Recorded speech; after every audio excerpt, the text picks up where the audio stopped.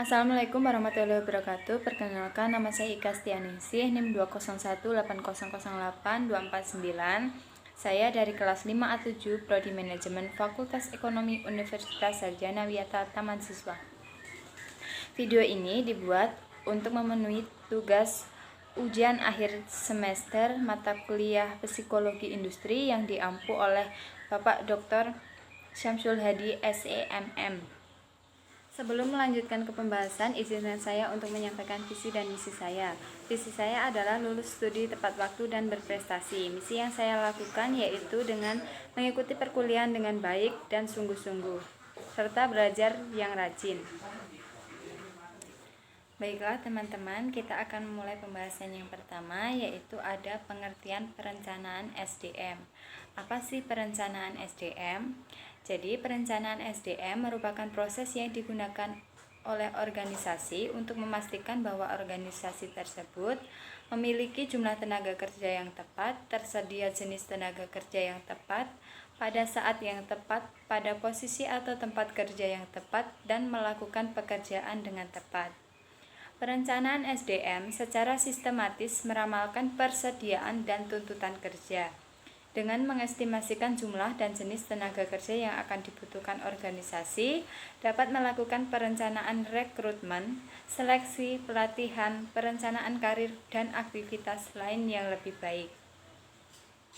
Pembahasan yang kedua yaitu ada proses perencanaan SDM.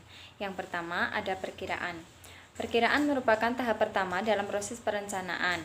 Dalam perkiraan tenaga kerja, manajer SDM berusaha memastikan persediaan dan permintaan atau berbagai jenis SDM. Tujuannya adalah memprediksi wilayah-wilayah dalam organisasi di mana kemungkinan terjadinya kekurangan atau surplus tenaga kerja. Yang kedua, menentukan persediaan tenaga kerja, yaitu ada dua sumber, persediaan tenaga kerja dari internal dan dari eksternal. Yang ketiga ada menentukan kelebihan atau kekurangan tenaga kerja. Untuk meningkatkan persediaan tenaga kerja dapat dilakukan pendekatan dengan cara sebagai berikut, yaitu melatih kembali karyawan yang ada, melakukan perencanaan suksesi, mempromosikan dari dalam, dan merekrut karyawan dari luar. Yang keempat, penetapan sasaran dan rencana strategis. Tujuan dari penetapan sasaran dan rencana strategis adalah agar fokus pada masalah dan memberikan patokan untuk menentukan kesuksesan relatif atas program yang ditujukan untuk menutupi kekurangan atau kelebihan tenaga kerja. Yang kelima, implementasi dan evaluasi program. Selanjutnya tentang manfaat perencanaan SDM.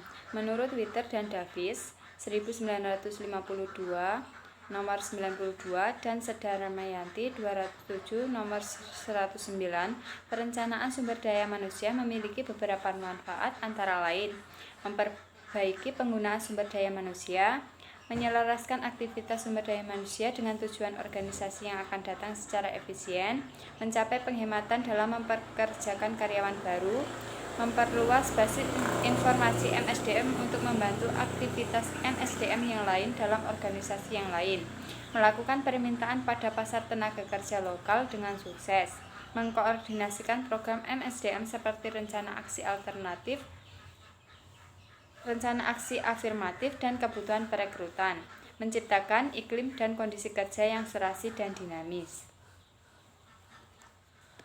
Proses yang terakhir yaitu proses evaluasi perencanaan MSDM. Jadi langkah akhir proses perencanaan adalah mengevaluasi hasil. Tentu evaluasi yang paling jelas melibatkan pengecekan apakah perusahaan secara sukses menghindari potensi kekurangan atau kelebihan tenaga kerja. Sekian penjelasan dari saya, semoga bermanfaat untuk teman-teman semua.